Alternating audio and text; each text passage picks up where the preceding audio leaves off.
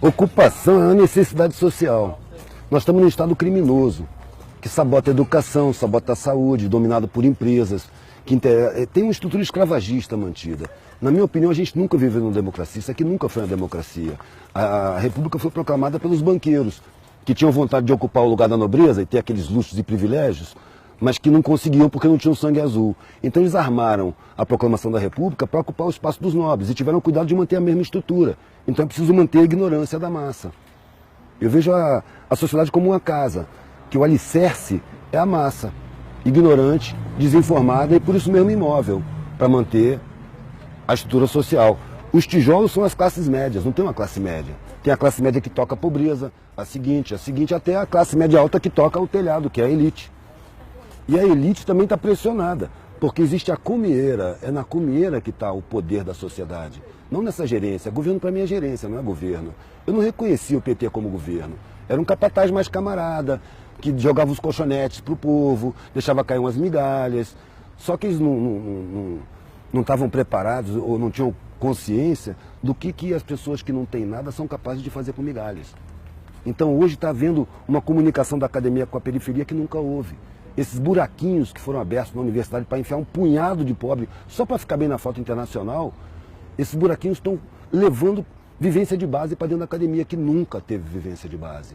E ao mesmo tempo está levando conhecimento acadêmico para a periferia, porque ao contrário do que se pensava, o periférico que chega na academia, ele não quer esquecer a periferia.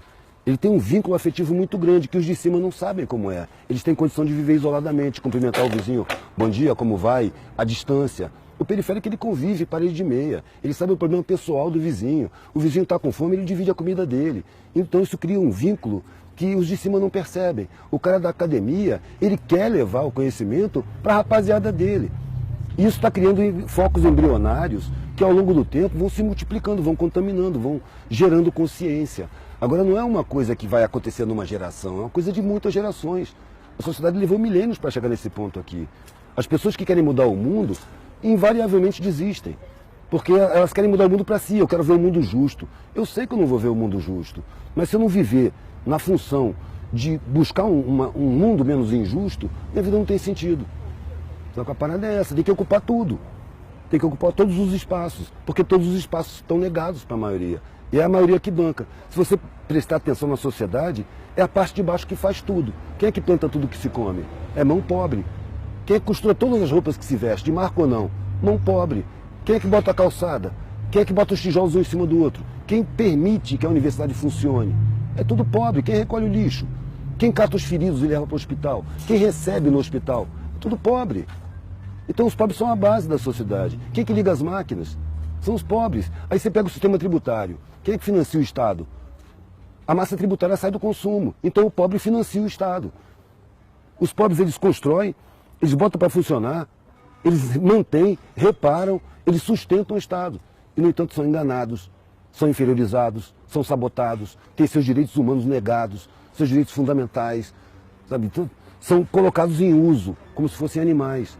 É ali que precisa tomar consciência, porque é ali que está a força da sociedade. Só que está inconsciente.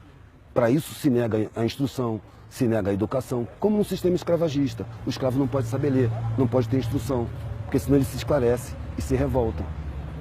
É isso que acontece, na minha visão. A parte mais importante da comunicação é o receptor. Então não adianta eu chegar lá e falar em paradigma. Sabe? Não adianta eu falar academês. O academês foi formulado para servir de cerca de arame farpado para o conhecimento não alcançar a maioria, para não dar acesso. É preciso pegar essa cerca e derrubar. É preciso falar errado. É preciso engolir plural, errar concordância. É fácil falar. O Einstein já dizia, se você não consegue falar para sua avó o que você acabou de aprender, então você não entendeu direito. Você tem que falar a língua do ignorante, porque ele foi ignorantizado. Quando eu estou diante de um cara desdentado, analfabeto, eu não estou diante do inferior, eu estou diante de uma vítima de crime social. A sociedade é criminosa. Então, se eu tive meus direitos respeitados, eu tenho uma dívida com essa galera, eu não tenho superioridade. Eu tenho uma responsabilidade a mais, eu tenho que ser mais tolerante, eu tenho que aprender a falar a língua dele, para mostrar para ele que ele não é inferior porra nenhuma. Isso é uma grande mentira. Ele é a base da sociedade. E é o mais forte de todos. Porque o patrão, se ele perder os empregados, arrisca ele não saber fritar um ovo. Quem faz tudo são os empregados.